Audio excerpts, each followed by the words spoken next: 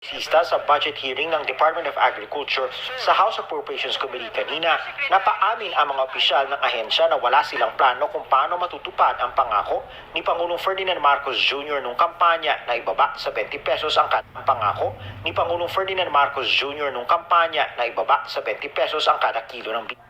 Yun guys, wala pang ang plano yung DE kung paano mapapababa yung bigas na 20 kilo, 20 kada kilo. Malabo na yan kasi ang mahal lang yung bigas ngayon eh. Paano pa may papabayan eh habang tumatagal nagmamahal ang mga bilihin. Hindi naman sa sinisisi ko sa si PBBM dito. Narinig naman wala pang plano, sila mismo nagsabi. Kasi siguro naman kahit sino maging presidente ngayon pag ganito kalagayan ng Pilipinas, wala talaga mangyayari kasi maraming dumadaan bagyo eh. Gas. If we are able, for example, Mr. Chair, to improve our value chain, and then we can also reduce the cost of production, Mr. Chair,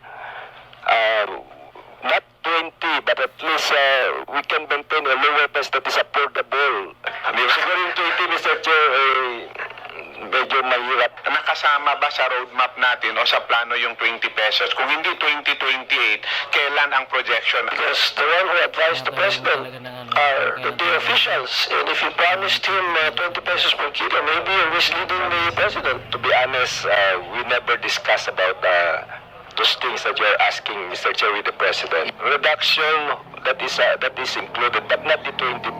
Kalaunan ipinaliwanag ni Sebastian na may paraan para ibaba ang presyo ng bigas pero duda siyang aabot ito ng 20 kada kilo. We increase the budget of NFA so that they can sell at a subsidized price. So, Iniipilang palang kaya nila ipapaba sa guys, sa 20 kilos na bigas. They buy high, but they dispose their stock at a lower price of 20 to 27 if that's possible. The other one is by increasing the subsidy to the farmers, which is a little bit more difficult, so that their cost of production will now be reduced. But this is a more difficult part, I think, Mr. Chair, because we cannot control the market. Aminado rin si Sebastian na hindi nila target ang 100% self-sufficiency sa bigas. 100% sufficiency level could also have Alam mo guys, kaya mahal masyadong bigas kasi maraming pinagdadaanan. Mula farmers papunta sa maraming pagnegosyante pinagdadaanan yan. Palay muna bago maging bigas, tapos pag bigas ibibenta naman sa isang negosyante, pagdating naman ibibenta naman sa isang negosyante bago dumating sa merkado. Kaya doon nagmamahal ang bigas.